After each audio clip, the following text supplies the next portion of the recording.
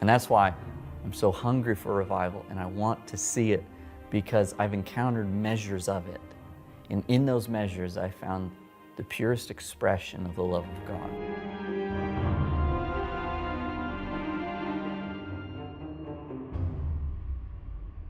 My name is Anthony Phipps. I'm a husband, a father, and I pastor a small church in Turkey, Texas. I do carpentry throughout the week and remodeling, and then I am in Liberty University's seminary program, which takes up most of my time. But every other moment that I have, you'll find me here in this old church basement, crying out for God's presence and crying out for a generation that we would encounter revival. Why revival? Because revival is the only thing that we can't take credit for. Like, if it was out of our own ability and our own things, then we would be able to say that we did it. But why revival is because I think revival is the perfect marrying between our surrender to God's purpose and to His love. Like, it's where we lay down our actions, our abilities, our works, and we actually meet God's love. We meet His encounter. We meet His will. We meet His desire. And it should be the normal Christian lifestyle, not just an event. But I say, why revival? Because revival is when we actually surrender to what He wants for us. When He actually enters into that room and you say, it only can be God, is the perfect place for us to encounter God. Because if we could say, if it's anything other than only God, then why would we want it? Oh, it was man's works, it was man's ideas, all these things. I think we should look at revival, and yeah, there's all the actions, and yeah, there's all the things that come with it. And we could say we want those things, but we can't make any of those things happen in our own ability. And so revival is actually when God breathes in to us. When He actually breathes in and we encounter Him unadulterated by anything else. And so when I see revival, I see the pure encounter with who God is, unadulterated by anything else that could be there. And that's why I'm so hungry for revival, and I want to see it because I've encountered measures of it. And in those measures, I found the purest expression of the love of God, that nothing else can explain it but Him. And that's why revival is the most important thing that we could be pursuing, because it is the perfect marriage between our yielding and His pleasure. Probably the bug that got me for revival was when, I don't remember how old I was. 13, 14, 15, something, I don't know. But I can tell you the exact moment and the exact time that I realized, oh my Lord, I was born for this. I was made for this, and this is what I was created to experience in my life. Is I was watching sermons or something on YouTube, and I came across a video that said stories of revival. And it had no video. It was just like text, black screen on it, but it was actually audio recordings of people that have gone through the revival in Wales, in the Welsh revival. And it was them telling the stories of how God came into that place, that people would just be overwhelmed with the presence of God. And it was so incredible to me to hear these stories of how it wasn't man's workings, but it was just God, that nobody else could take credit for it. And that actually God wanted to come in and encounter His people, saved and sinner alike, and transform the whole region where bars are shut down, where they're closed overnight because they encountered God's love, where people are encountering Him in the fields, running in the middle of the night to encounter God. And suddenly it was at that moment that I realized that this was a possibility. And I realized, oh my Lord, there's so much more I could be experiencing and seeking. And this is what I want. And there was something put inside me, such a hunger and such a passion to see this in my own life, that I think it changed the whole trajectory of where I was going. And so now, even seeking that and pursuing that and reading about it and becoming my own life now has become a student of this, a student of revival, of learning everything that I can learn, hearing every story that I can hear, understanding all the different dynamics and the things about this. And so when it comes to this time in my life of looking about me at where we're at, is that I know that we, specifically my generation, needs to encounter God in this way. We need revival, and whatever that may look like. But if we don't know how to steward revival, if we don't know how to respond to revival, then if we respond to it in the wrong way, we will cut it short, we won't handle it right, we won't be able to prepare, and we won't be able to host it. And my desire is that we would create a generation that's ready, that's prepared to host, to love, to steward, and to even birth revival in our own lives, in our own churches, our own communities, and our own nations. And if we would all become students of revival, we really would become students of God's ways. And so this documentary came out of that desire of how do we respond? How do we prepare? What do we do? And honestly, when we began this, we thought about it and we talked about what we wanted to do, and I wanted to see this happen, but there's so much that's left to the imagination of what does God actually want to do. And when He said, all right, now's the time, this is the moment, 2023, this is the moment that this is the moment. You're supposed to do this documentary. Not even knowing what the message was, not even knowing who we were going to talk to, not even knowing what we were going to do. And at that same time, Asbury and the Outpouring and Awakening there begins. And God closed the doors that we didn't actually go to it during when it was happening. But He kind of pushed us back and said, no, I want you to go after that you would talk to these people. Lining up other doors. Going, okay, I don't know what all this means. So we set out, not even knowing who we were going to talk to. My first stop needed to be Todd Smith and the North Georgia Revival. I'd met Todd in the past and had a connection to him, but I knew if anybody could talk into revival, it would be Todd. They're in Dawsonville, Georgia. They've been hosting revival for 5 years now. God spoke to Todd and showed him a vision of his baptismal, where there was fire on the baptismal water. And God said, I'm going to baptize people in fire. And it is when they began baptizing people, even months later, unbeknownst to them, someone got healed from a skin condition. And then they realized, oh, maybe God, when He said, I'm going to baptize people in fire, is the complete immersion into the fervor of God. And then as they began to step into this, they realized that God was healing people, that God was touching people, that God was changing people's lives, and that they were even able to take it, and it was changing their own lives as when they were going back home. And it exploded into this massive amount of people coming to their church every Sunday nights. And now they've been doing it for 5 years now, and they haven't. There's no signs of them stopping.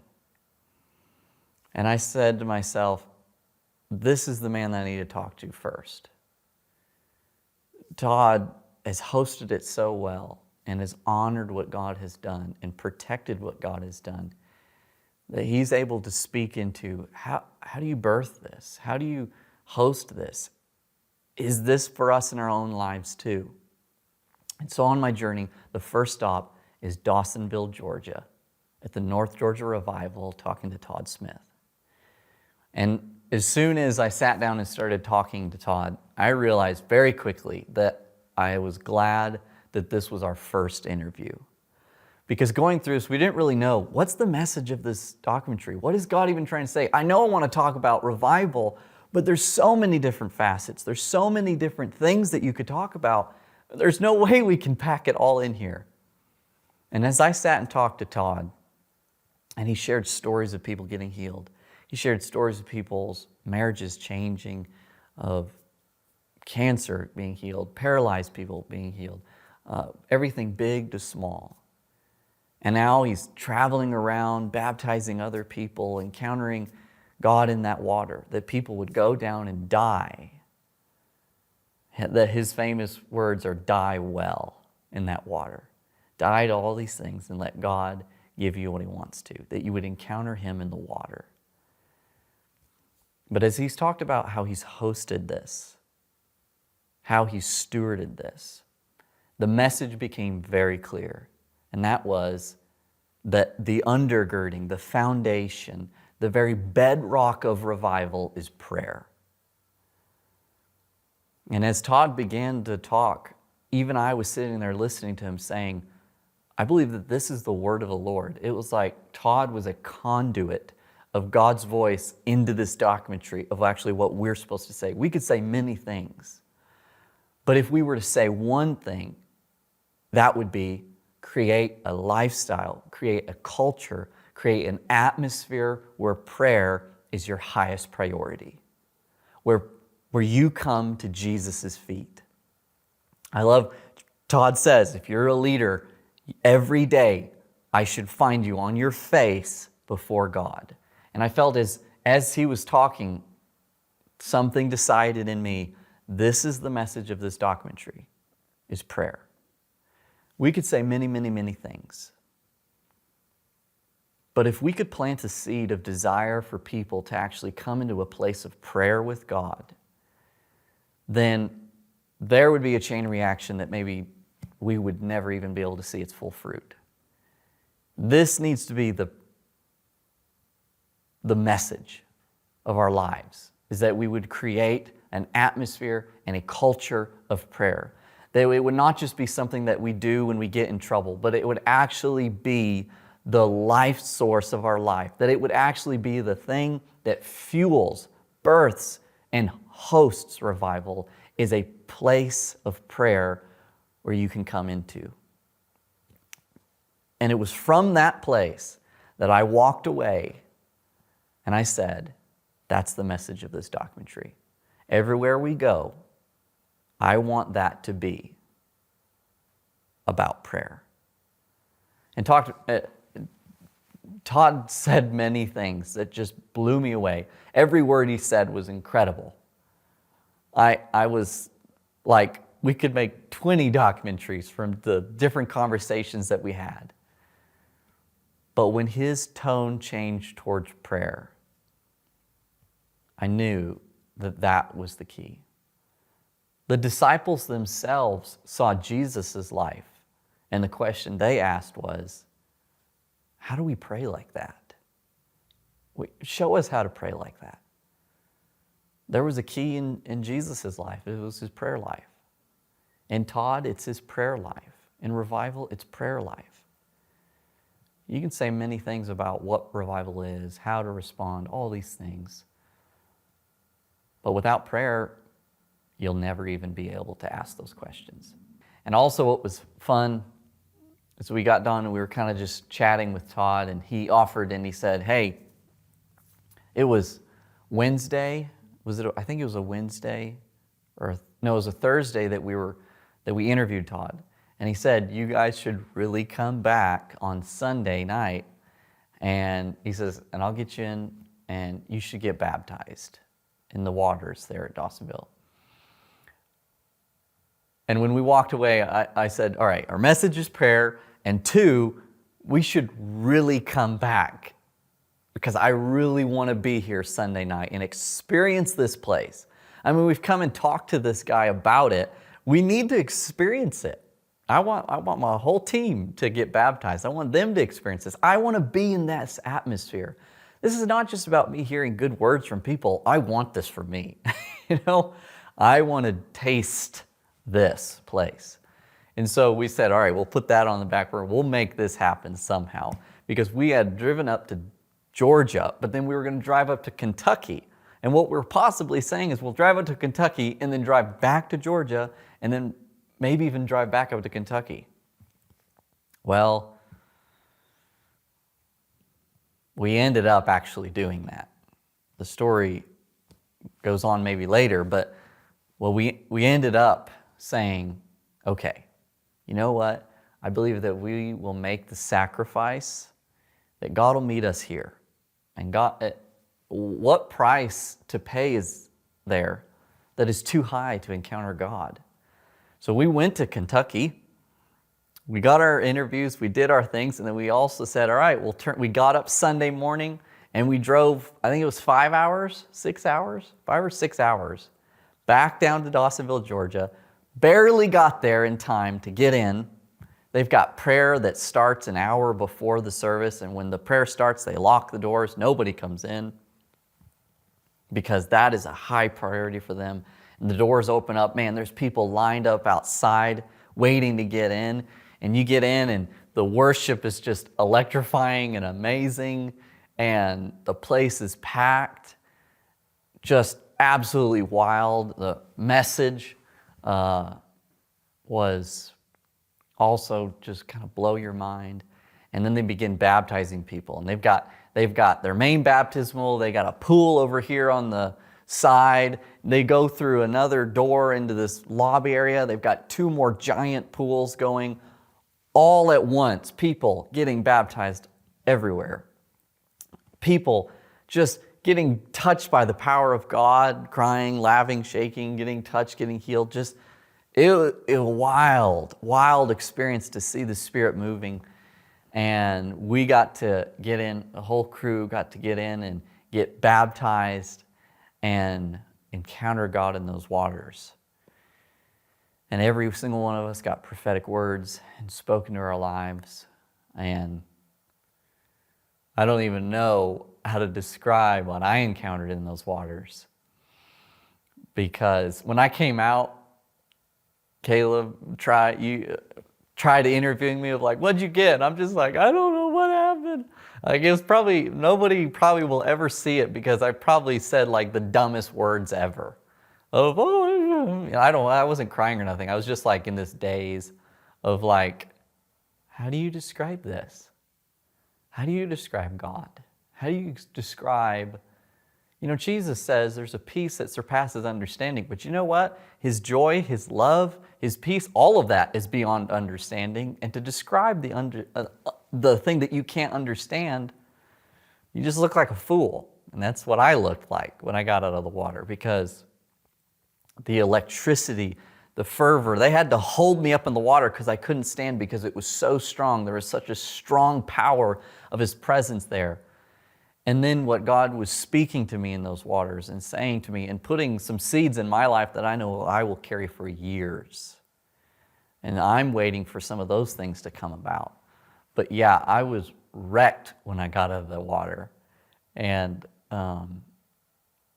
truly worth every sacrifice of driving all those hours and all of those time. It was worth paying that price. It's always worth that to God. And yeah, it messed me up in a good, really good sort of way. And you know what? People love to see the fruit of revival, and they're like, oh, we want people to get saved. We want all this stuff. I'm like, yeah, but some of the crazy stuff that happens in between that brings that fruit about might scare you off. And it's kind of that way sometimes, but it's that indescribable that makes the describable real. So that was my journey and my experience at Christ Fellowship Church there in Dawsonville. rock your world. But then I go and we drive up to Kentucky. And we go to Wilmore, Kentucky. Tiny, quiet little town, beautiful place, beautiful countryside. And we're able to go to Asbury University. And this is now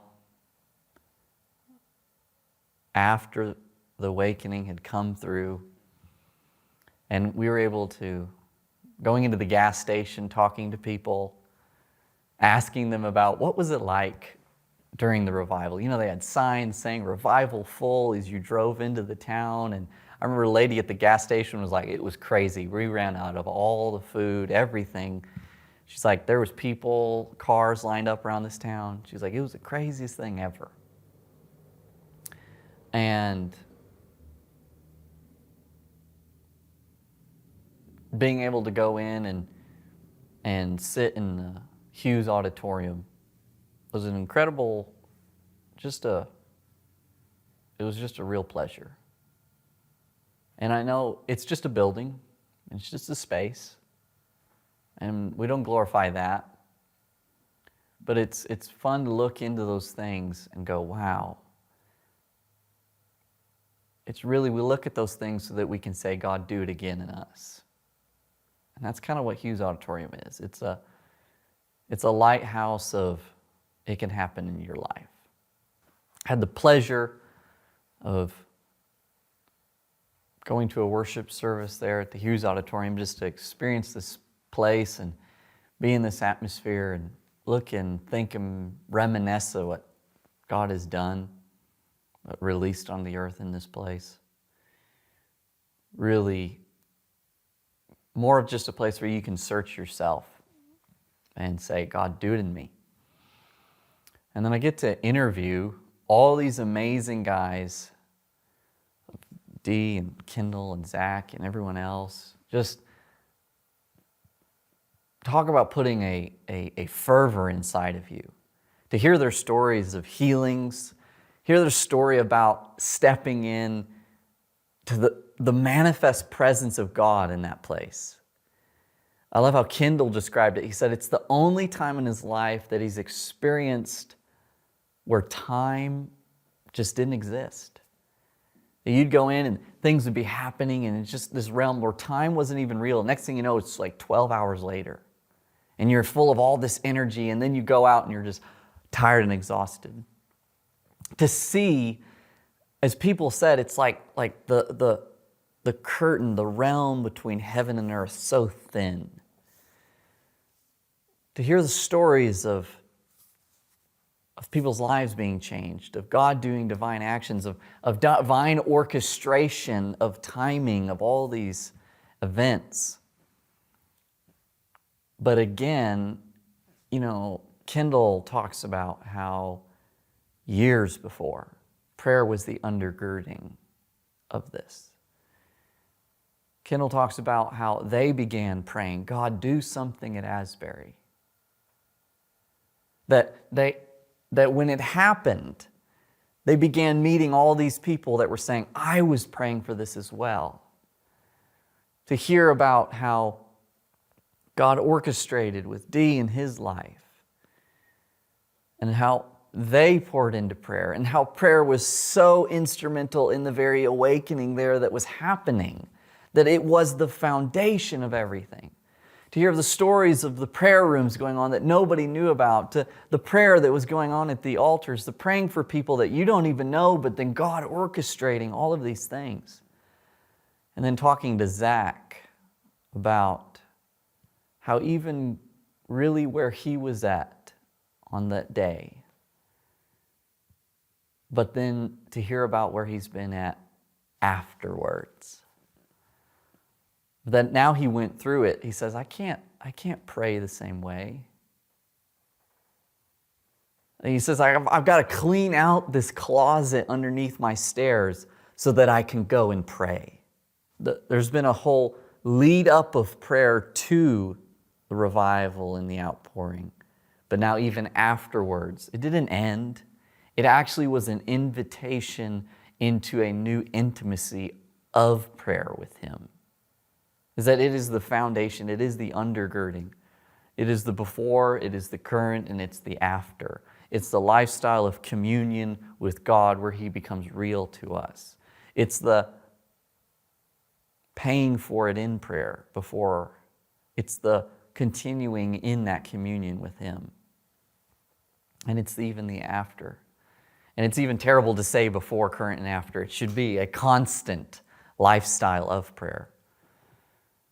But we could talk about so many different things. But as I sat and listened to Zach, it stirred in me of it doesn't matter about all of my actions of what we think we need to do, but it's actually about my devotion of coming to the heart of Jesus. To sit and talk with Zach, I sat and listened to him, and to look at Jesus with such a pure love was what was put inside me. That I would fall so deeply in love with Jesus, that this awakening would not just be an event, but it would be a lifestyle, because I'm finding that place there in my prayer closet, there in my intimate place. That's what I got from Zach. I got a lot of things from Zach. To hear Zach share his heart of what led into it, to hear his heart of what it's been like afterwards, and not settling to just have events, but to actually be a culture that we create. Think about that. So what if we create a culture of prayer? That it would be in our very own mindset and makeup that prayer would be a priority, that prayer would be not just be a priority. Think about this, that we would create a culture where prayer would be a necessity. Revival doesn't happen without prayer. Revival doesn't continue without prayer. Revival was never meant to be void of prayer. So that means prayer cannot be a priority. Prayer has to be a necessity.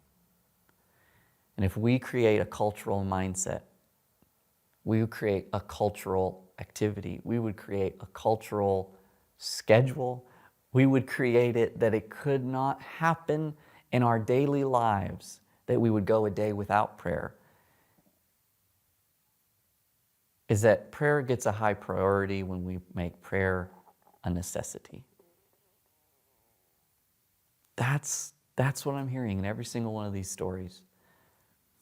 We love the actions. We love when God shows up. But what about when we show up for God? We show up for God when He's showing up. But do we show up for God in our own secret place? Is that the necessity of prayer? You can have different opinions. You can have different perspectives. You can have different responses. But there's one thing, and that is the necessity of prayer. If we could get this one thing, and we could do this one thing well, not out of anxiety or striving, not out of the fear of what's going wrong, but actually out of the pleasure of His presence. Presence is enough for us. And if we seek that presence in prayer, that's enough. That's it. That's all you need. And you're like, but what about this and what about this? Jesus never prayed from the place of fear or worry or anxiety. Jesus always prayed from the place of seeking the kingdom, of seeking a relationship with His Father, of communing with Him. Jesus sought a connection with His Father that birthed such a life inside of Him that actually created a lifestyle of miracles. Revival's not supposed to die. Revival only dies when our prayer lives die. The moment that prayer just becomes surviving is when revival dies. The moment when prayer just becomes getting our needs met is when revival dies. Even if we create prayer to keep revival going, it will die. Because prayer is not about surviving.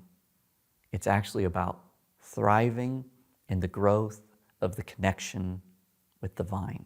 Prayer is the necessity of life that comes to us when we commune with a loving Father that is able to speak into us, that births a reality of the supernatural.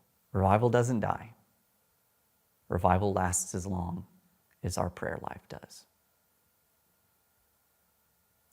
That's why it is the necessity of prayer. A life laid down in prayer will never be a life wasted, even if no one ever sees it.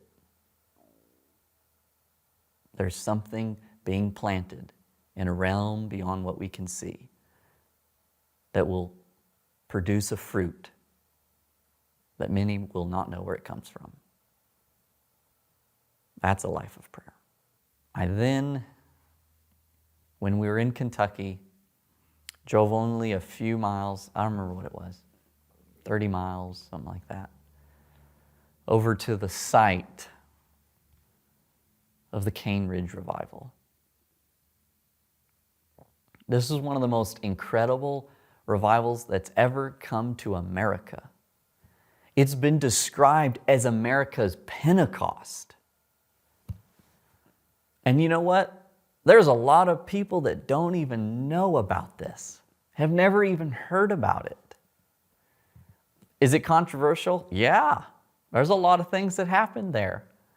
But you would not live in the America that you live in without it. And that's a true statement. I was able to have the pleasure of going to the Cane Ridge Meeting House, where there we were able to look upon those aged log meeting house of where God came in and encountered man in such a powerful, mighty way that many have gone back onto those places and looked upon it and said, wow, God, do it again. And as I stood in those, on that old wood floor, and I looked across the grounds where thousands of people, sinner and saved alike, encountered something that many of us have never encountered. We could look at the manifestations, we could look at the actions, and we should, because it brought about a fruit that changed an entire region. The camp meeting came out of what God did there. That wasn't man's idea. That was actually man being inspired by what God did. Kentucky itself, at that time, was the frontier and was totally radically changed by what God did in a moment and in a time. It changed the language, it changed the culture, it changed the religious fervor, it changed the churches of every different denomination. It shook the very grounds of what Christianity was in that place. It opened a new realm, it opened a new reality that people could encounter. And so the camp meeting came out of this, where they could encounter God, and the church has exploded because of what God did there. It changed the entire climate. You can't look at all of the amazing things that happened at Cane Ridge and not go back and see that it was a commission that we would fast and that we would pray, that God would intervene. That's what came before 1801. What you need to look back is what happened in 1798 and 1799 and 1800. It was those people in those humble little meeting houses that said, we're going to turn our hearts to God. And then He stepped in. It was undergirded by prayer. It was, I believe, that Cane Ridge came about because people were able to look back at their past and were able to see that God had showed up other times in history when people turned their hearts to Him in prayer. And they laid hold of that and they joined that with their faith. And they said, I'm going to cry out to God. And I'm going to say, you need to come and do what only you can do. And God answered that prayer.